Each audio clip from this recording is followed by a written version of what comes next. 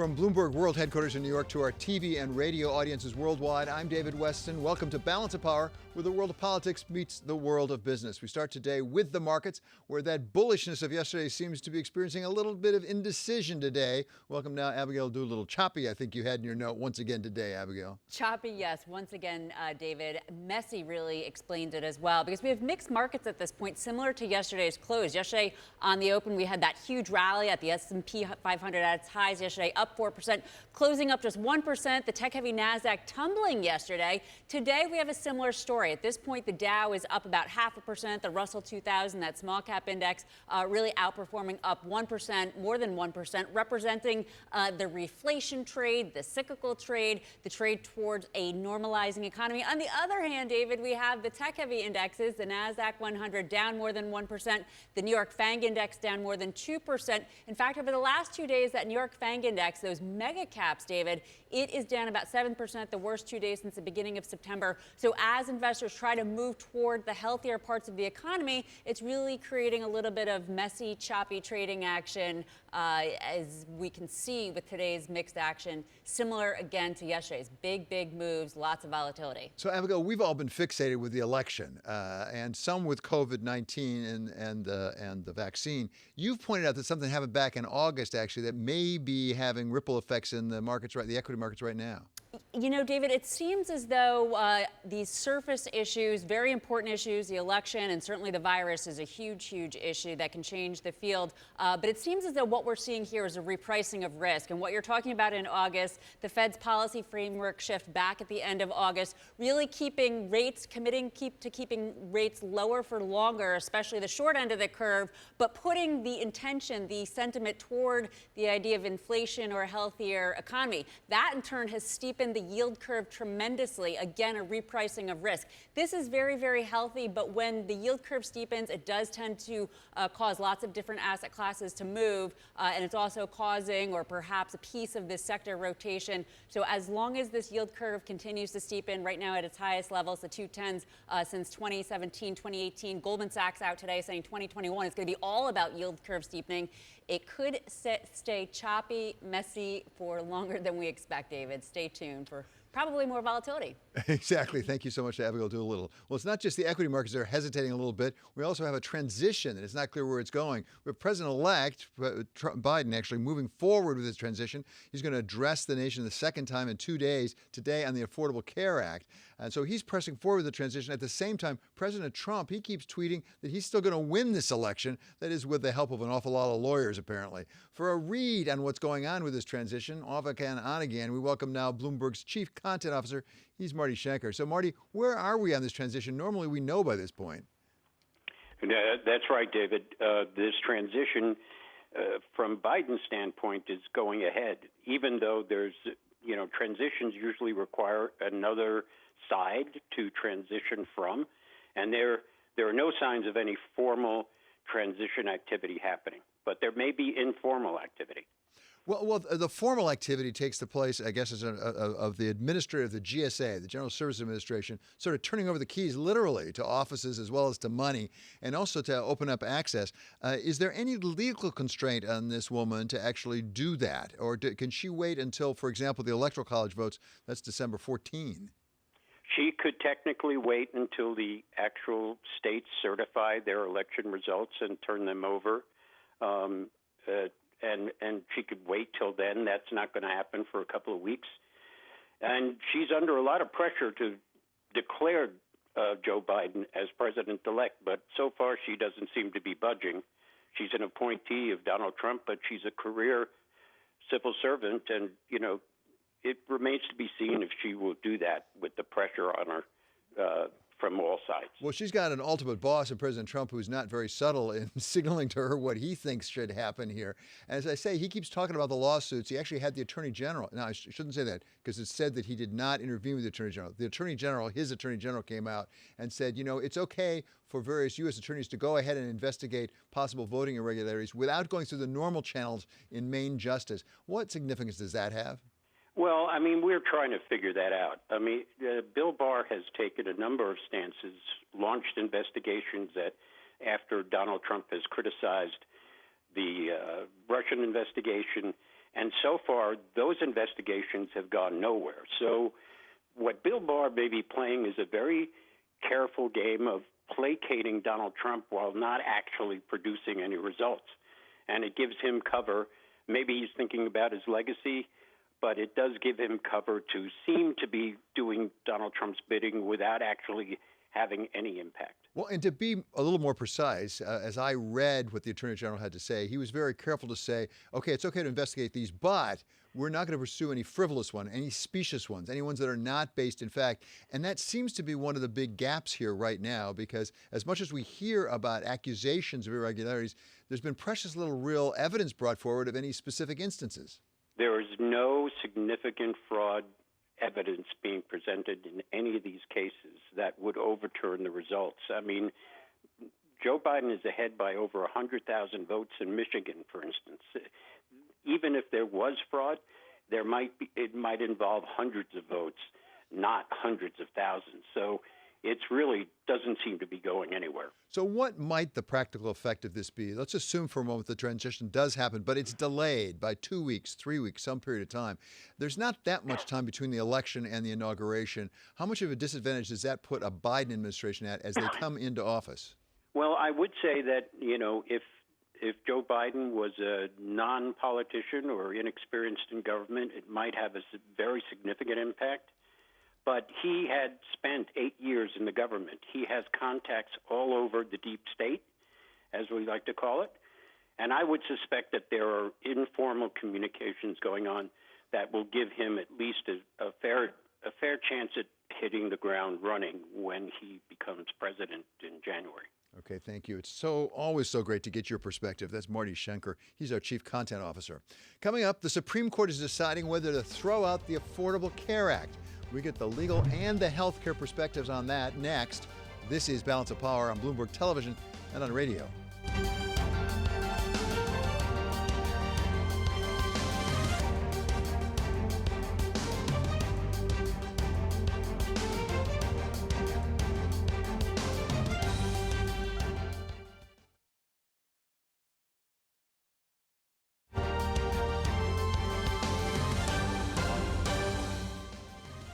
This is Balance of Power on Bloomberg Television and Radio. I'm David Weston. We turn now to Mark Crumpton for Bloomberg First Word News.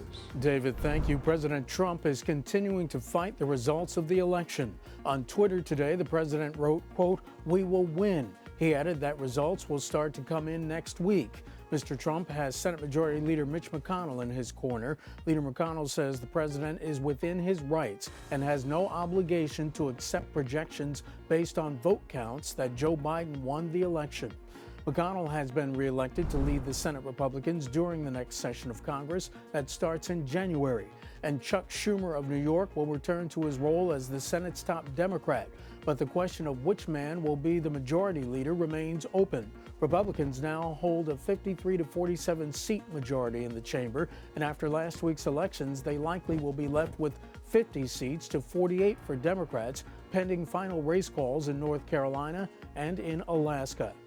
Tropical storm Eta is posing a potential threat to offshore oil and natural gas production in the western Gulf of Mexico as it gets ready to make a second landfall on the Florida coast toward the end of the week. Eta made landfall in the Florida Keys late Sunday as the record 12th storm to hit the U.S. in the single year. And further to the east, subtropical storm Theta has become the record-breaking 29th system of 2020. Two key Supreme Court justices signaled today they aren't prepared to strike down the entire Affordable Care Act. Chief Justice John Roberts and Justice Brett Kavanaugh both said they were inclined to leave the rest of the law intact, even if challengers succeeded in invalidating the so-called individual mandate, which requires people to acquire insurance. The Trump administration has argued that the law known as Obamacare is unconstitutional, and David Weston will have more on this story coming up in moments. Global news 24 hours a day on air and on Bloomberg Quick Take, powered by more than 2,700 journalists and analysts in over 120 countries. I'm Mark Crumpton. This is Bloomberg.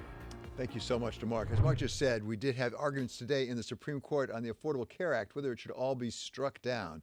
We now welcome our colleague Lydia Wheeler of Bloomberg Government for a recounting of exactly what happened in those oral arguments. So, Lydia, thanks for joining us. The reports are that we have at least some indication maybe they would be willing to sever, that's the term I believe, sever the part of the individual mandate from the rest of the statute.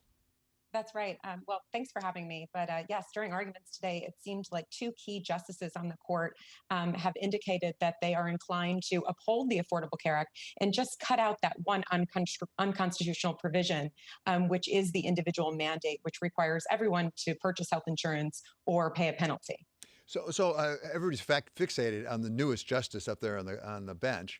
She is, of course, Amy Coney Barrett. And as you know, in her confirmation hearings, there was a lot of talk about how she could be key in the Affordable Care Act. Did we hear anything from her? Right. So during her Senate confirmation hearings last month, she said that, the presumption should lie on severability. So that would mean that she would think that the individual mandate should be severed from the rest of the law. Today, she asked, what the court should make of the fact that the 2017 Congress dropped the tax penalty to zero, but didn't actually invalidate or repeal the mandate. So it seemed like she's, clearly thinks that the individual mandate is no longer constitutional, but seemed a little bit unclear yet whether she thinks that it should be severed or not after arguments today. So give us a sense. It's always dangerous, as you know, as well as I do, dangerous to judge where the court's going from oral argument. There were signals given. Sometimes those signals are right. Sometimes they can be a little misleading. What's the time horizon on this as a practical matter? Right. So we're not expecting a decision until June, and probably not until the end of June.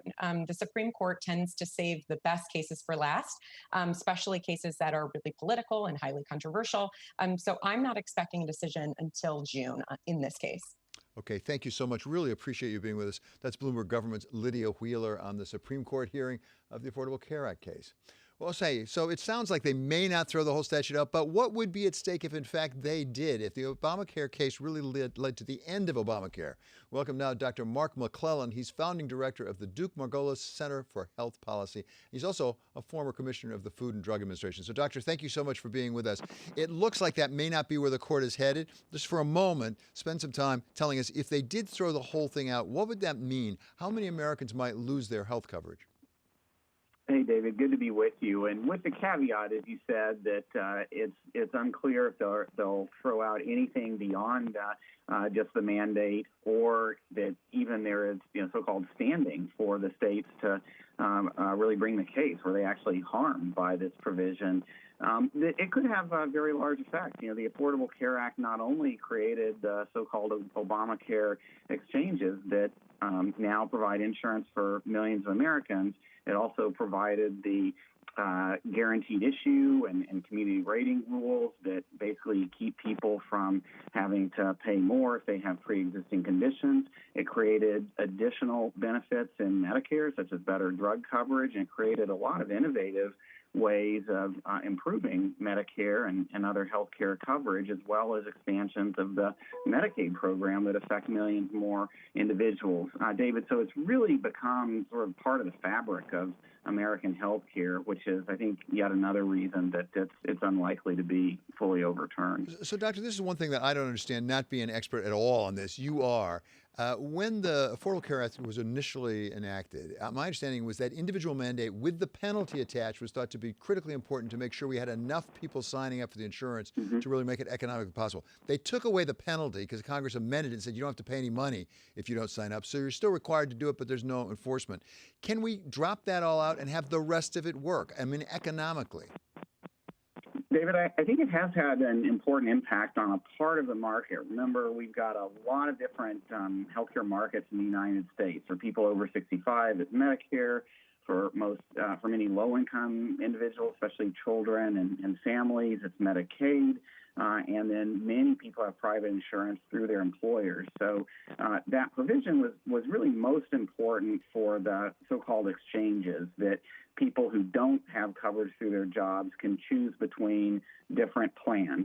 And the idea was, and I think this is kind of played out, that if healthier people didn't sign up for the exchanges, if they didn't have coverage through their job, then that would mean higher premiums and a less healthy mix of people in those exchange plans. And this gets a little bit complicated, but what's evolved is plans in the exchanges that are fairly expensive because they have a somewhat less healthy mix of participants.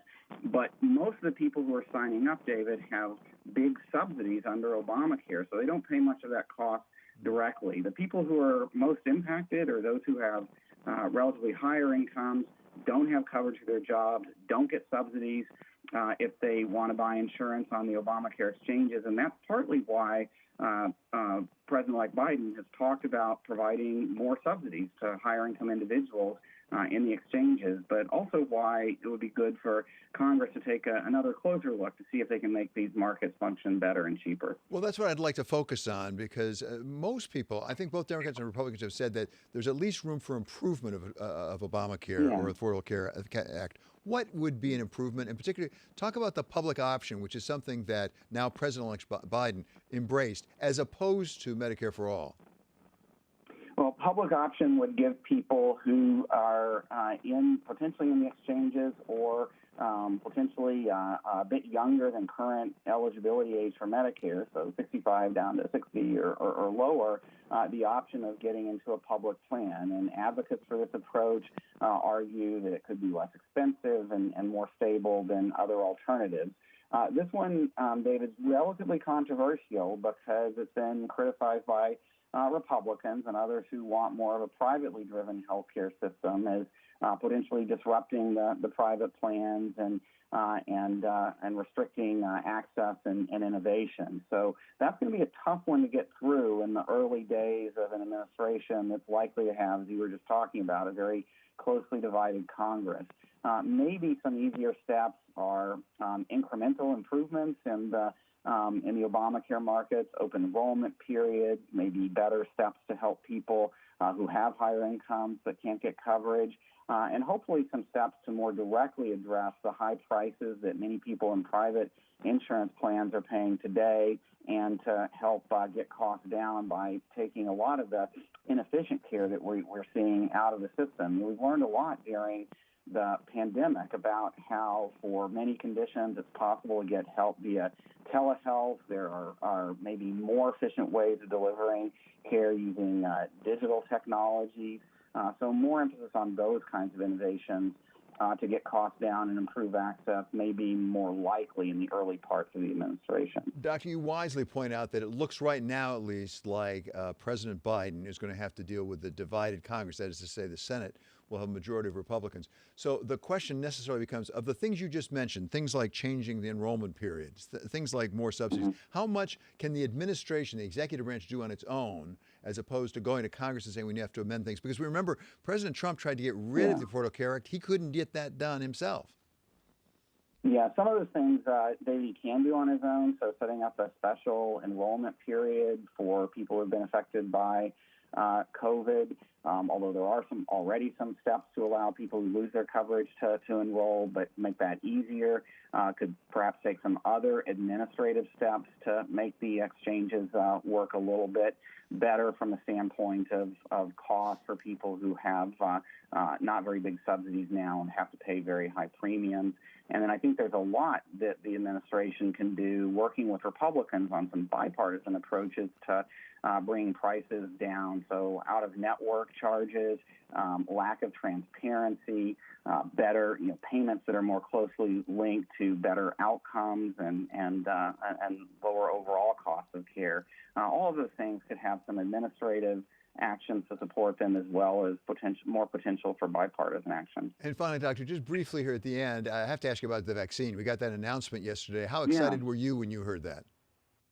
Very good news, not only because if it plays out, it means that we could have a quite effective vaccine start to be available by late this year. Remember, it's going to be some months before lots and lots of people get vaccinated, enough to where we can really stop the steps that we're implementing now to slow down the spread, like masks and distancing.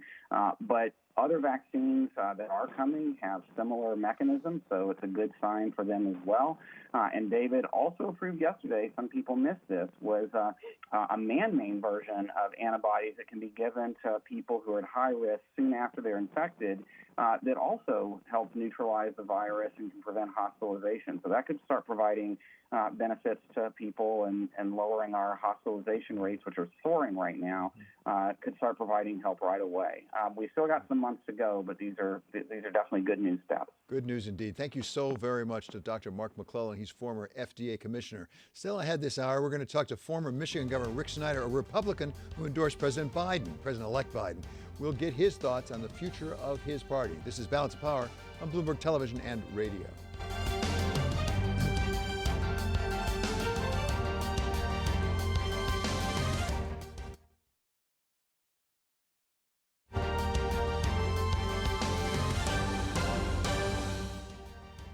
This is Balance of Power on Bloomberg Television and Radio. I'm David Weston. Let's get an update on health care. It's very much in the news today because, of course, we have the Supreme Court challenge to Obamacare, as well as President-elect Biden addressing the nation a short time from about an hour and a half from right now. So we'll go to Abigail Doodle to find out where health care stocks are. Well, David, right now we're looking at modest gains for healthcare. At this point, the healthcare index for the S&P 500 up about 0.5%. Earlier, it had been down, so that's fitting to the choppy trading that we had been talking about earlier. Relative to the challenge to ACA or Obamacare in the Supreme Court, it's very interesting. I was just talking to one of our Bloomberg intelligence analysts, and he was saying, there are really two case scenarios here, whether or not it's ruled unconstitutional or constitutional. Obviously, nobody knows. We won't know for 4 to 6 months. I think the inclination is to think that it will be ruled constitutional, so nothing will change. And healthcare, of course, as we're seeing here, is simply a huge industry. At this point, last year, it was about 18%. In 2018, it was about 18% of the overall GDP, more than doubling over the last nearly 50 years. So, no change would perhaps be a good thing for this industry. The U.S., of course, on a per capita basis, spends far more than other countries on health care. On the other hand, David, if there is some sort of change around Obamacare, Glenn Losov, our Bloomberg intelligence analyst, was telling me that could create tremendous strain for hospitals and managed care. But on the year, David, we are looking at gains for those insurers and the managed care companies. So again, the idea is if not much changes, it could be, good news for these healthcare companies at this point, David. Yeah, we certainly need to be strong right now given the coronavirus. Thank you so much to Abigail Doolittle for that report on healthcare. Up next, our series on the next 4 years turns to the future of the Republican Party with former governor from Michigan, Rick Snyder, a Republican who supported President-elect Joe Biden. This is Balance of Power on Bloomberg Television and on Radio.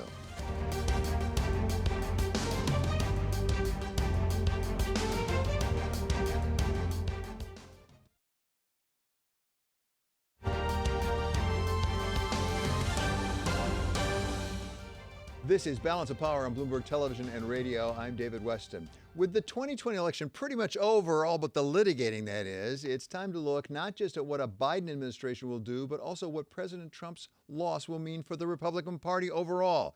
It's the next installment in our series, The Next 4 Years. And we welcome the former governor of Michigan, Republican Rick Snyder, who served on the steering committee for Republicans and Independents for Biden. So, Governor, always great to have you with us. Give us your sense of, assuming this goes the way it seems clear it's going to go, what happens to the Republican Party post Donald Trump in the White House? Yeah, David, and I appreciate the question. No one knows the answer for sure. But I think there is an opportunity to get the Republican Party back on a more positive path. Because if you look at it, became the party of Trump. He's the divider in chief in our nation, and it's not a constructive thing for any of us.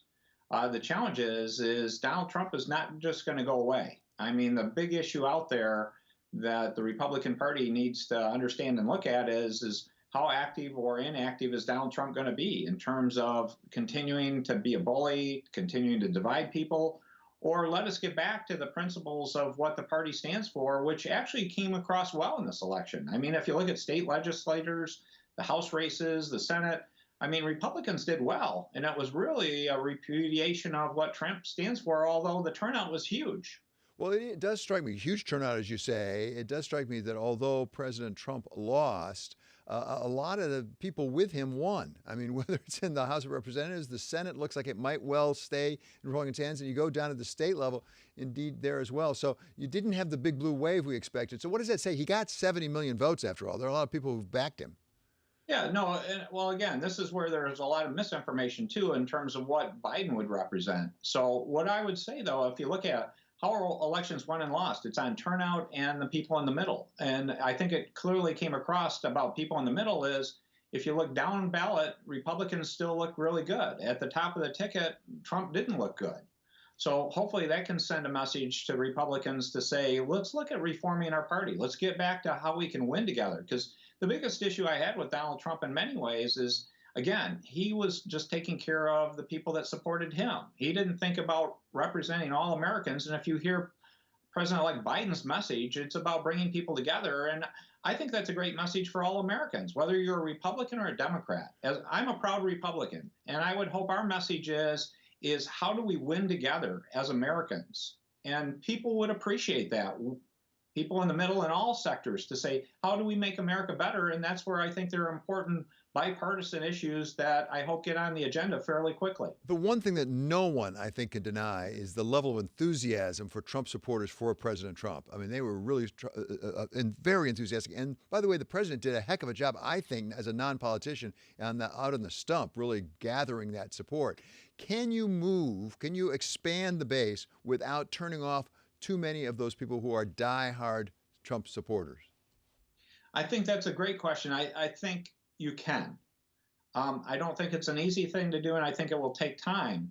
But as a practical matter, if you look at it in the sense I always work to do is, how do you relate government policy to making someone's life better? Because ultimately, it's not a lot of other issues, not a lot of the issues that are talked about that matter as much to any particular person or voter. It's how do you make their life better? And right now we have a lot of people suffering from COVID because of the health issues to the economic issues. If we can find common ground issues as Republicans and Democrats to show how we can improve things, we can improve the quality of life. That's how you bring people back together. That's how you expand the network of who's going to be in your base and who's going to participate.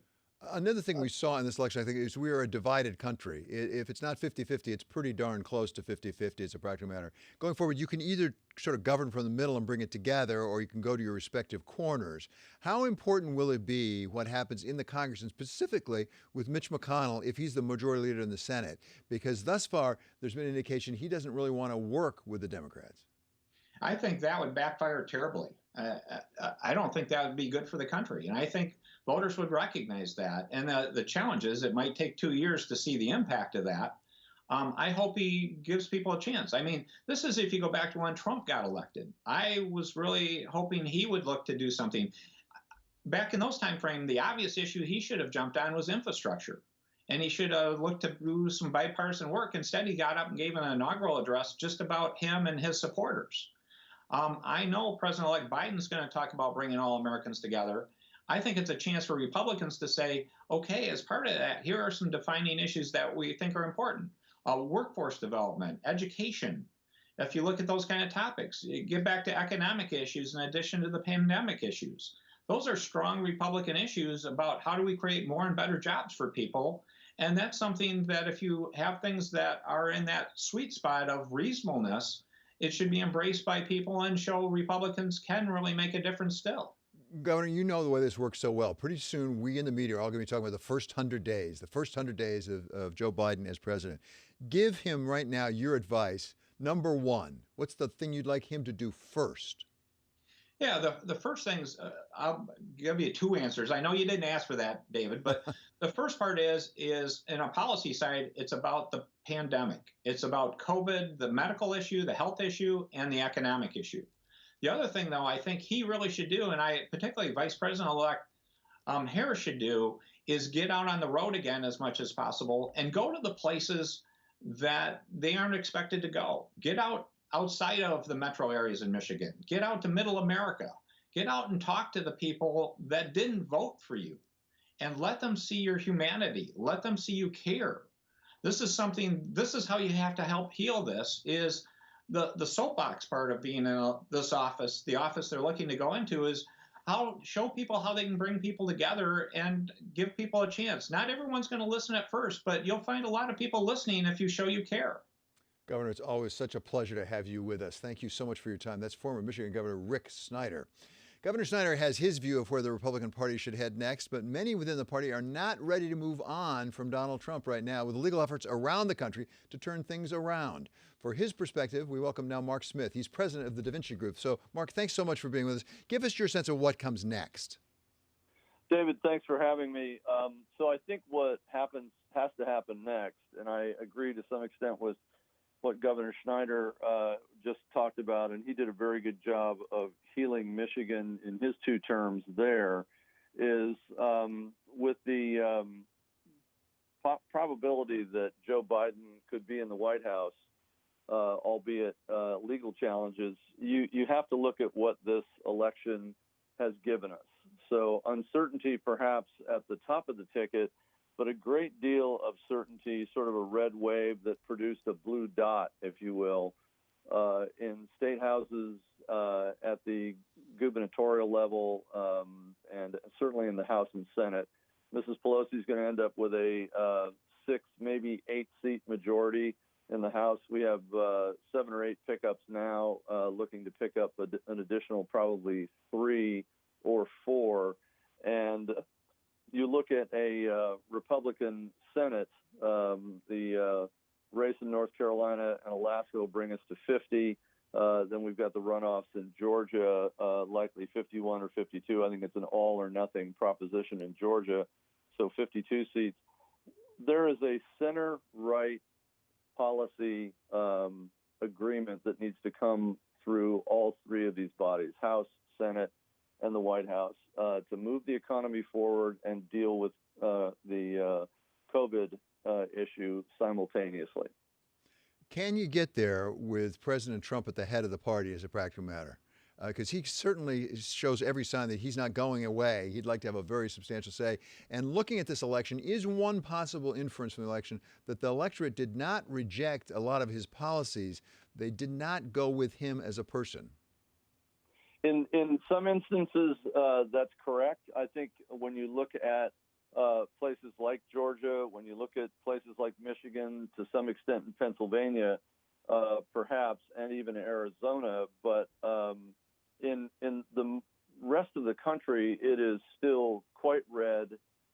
It went from the top of the ballot down to the bottom of the ballot and chose policies that a lot of Americans find more compelling, and some of those are jobs in the economy, public safety, and the police, and certainly dealing also with the COVID response.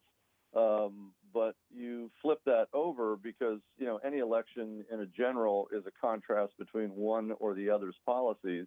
It's not 16 people up on a stage all talking simultaneously.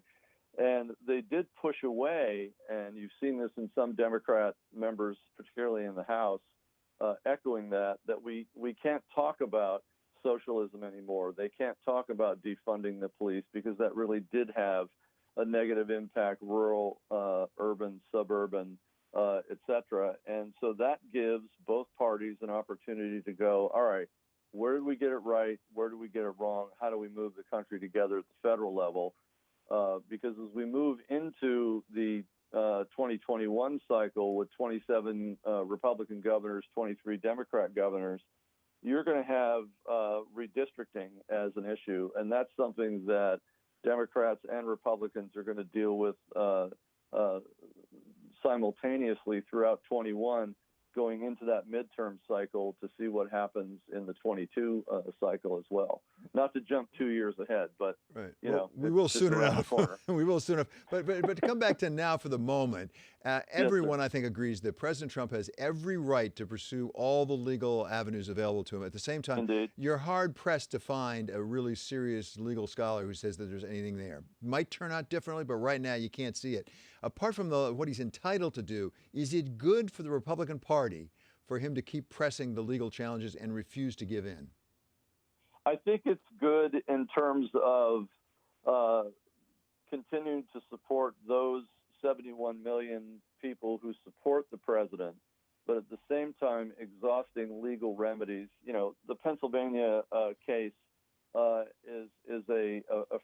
broad and deep set of circumstances.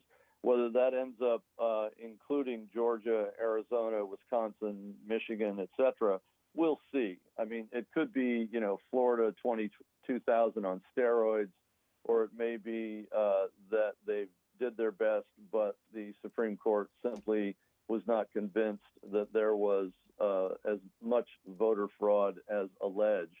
But I think what the opportunity is, again, is for Republicans and Democrats to come together and define policies and push those forward with the White House that can heal the country, because we are indeed a divided country. There is no question about that. That is absolutely right. Everyone has to agree with that. Thank you so much, Mark. Really helpful to have you with us. That's Republican strategist Mark Smith. And now we're going to be talking next to Joyce Beatty. She's a Democrat, Congresswoman from the state of Ohio, about exactly what's going on in her state of Ohio as she runs for leadership of the Black Caucus.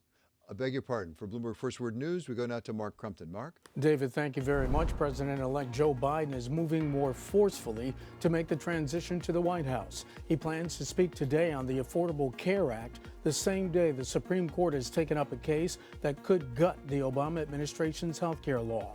Mr. Biden is also likely to name a chief of staff this week. Doctors now have another weapon in their arsenal against the fight against coronavirus. The FDA has approved Eli Lilly's antibody therapy for mild to moderate cases on an emergency basis. We spoke with Lilly's CEO, who said that development of a vaccine won't change anything for his company's treatment. We'll still need medicines like our antibody therapy to help those that will still get sick, hopefully at a much lower rate as we approach something like herd immunity, but you'll still have endemic disease, and we'll need therapies. There's many examples where this is true, including common respiratory viruses like RSV. And Bloomberg BNN has been speaking with the CEO of Morgan Stanley about the U.S. election result. Amanda Lang asked James Gorman about the battle for control of Congress. We don't know if the Republicans will continue to hold the Senate. I assume they will, with the Georgia re-elections in January. We don't know if President Trump's many legal claims will prevail. I assume they don't. Global news 24 hours a day, on air and on Bloomberg Quick Take, powered by more than 2,700 journalists and analysts in over 120 countries. I'm Mark Crumpton. This is Bloomberg. David? Thanks, Mark. Coming up, we turn from the Republican side of the aisle to the Democrats for a look ahead. From Congresswoman Joyce Beatty of Ohio. This is Balance of Power on Bloomberg Television and on radio.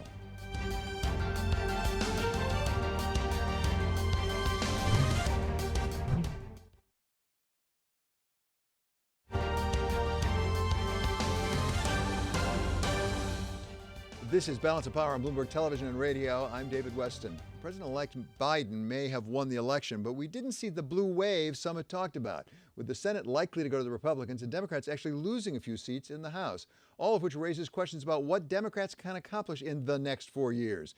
For some answers, we welcome now Democratic Congresswoman Joyce Beatty, who is throwing her own hat in the ring to become the head of the influential Congressional Black Caucus. So, Congresswoman, thank you so much for being back with us.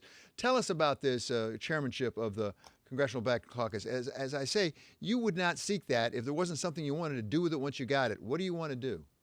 Well, thank you very much for having me on. And certainly I'm very excited that I have officially announced that I'm running for the chair of the Congressional Black Caucus.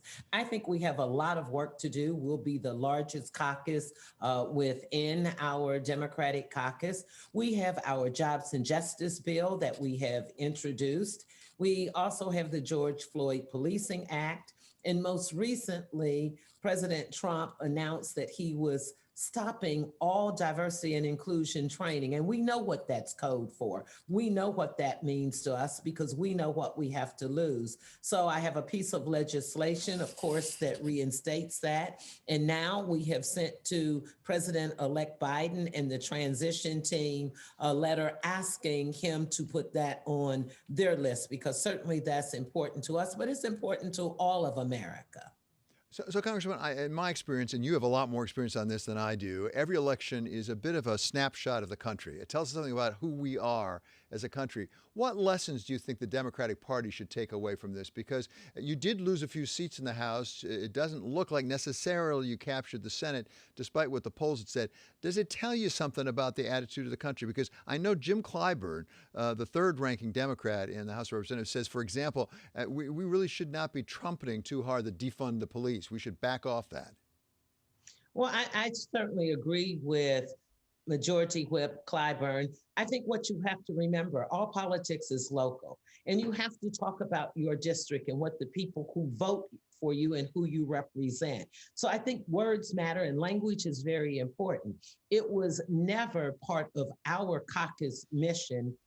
Did we use defund the police? We talked about redirecting funds. We talked about looking at social services. We talked about trained mental health experts and a whole host of things. When I came back home and I was running hard in my district, when people talked about defunding the police, I talked about the good and the bad and the ugly. And we have a strong message about how we think we can build on and improve on. And certainly you learn from every election. And I think the people have given us a lot of direction about what they want. But one thing I know for sure, they're dancing in the streets that Democrats are in charge and that President Biden, President-elect Biden and Vice President-elect Kamala Harris are at the head of our ticket. And listen, there was a lot of celebration we saw around the country. At the same time, are you concerned at all that President Trump actually improved his performance among non-whites, and particularly among blacks, where among black men, he's now up to 18%. He was at 13. Even among black women, he doubled it. Now, it's from 4 to 8%. Let's be clear. It's not huge numbers. But he certainly made some inroads there. Were you surprised by that? Does it give you any concern? I'm not necessarily surprised. I think when you're an elected official, you look at all the numbers and you look at all the reasons, and you never say that you're not concerned. Am I overly concerned? Absolutely not. And I think you have to look at it just as you said, the percentage of what?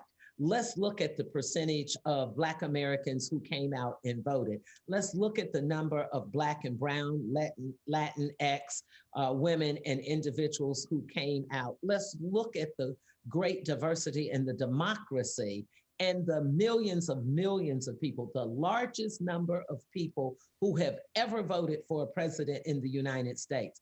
I think that tells you what the people think about Donald Trump and his administration, and that trumps everything.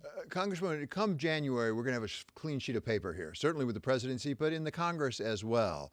If you were advising, as I'm sure you will, President Biden, when he's president, and his administration, what would be the first thing you'd like to see them act on?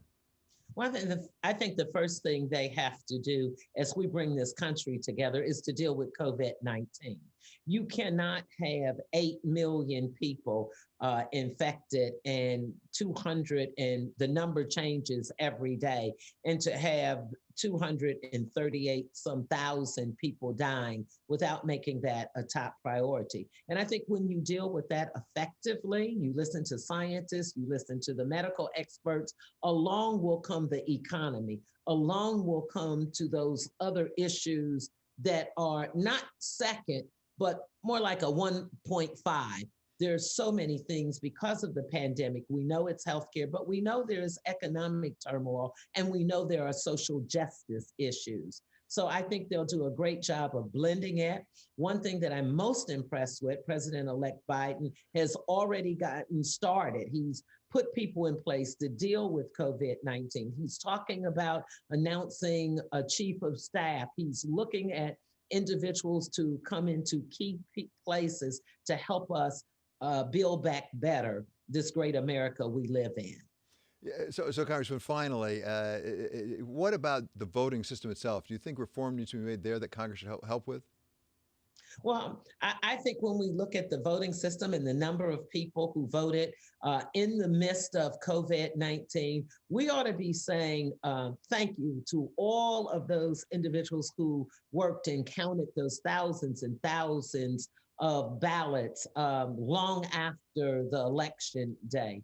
I think we learn each time we have a process, but I'm very proud that how we treated it, and that President-elect Biden insisted that we wait. You know, we were also anxious to wake up on Wednesday morning and say, yes, we won. But it was, you have to remember, it was this President-elect who said to us, be patient. And the reason he wanted to do that, he understands everyday people. He understands when people wait in lines and they want to vote, or if they voted early, or if they were overseas, that their vote should count. I feel really great about every vote counting. Yeah, not to mention all those poll workers who worked through the night so many times. Yes. It's really, really noble. Thank you so much. Always a pleasure to have you with us. That's Congresswoman Joyce Beatty, Democrat of Ohio. This is Balance of Power on Bloomberg Television and on radio.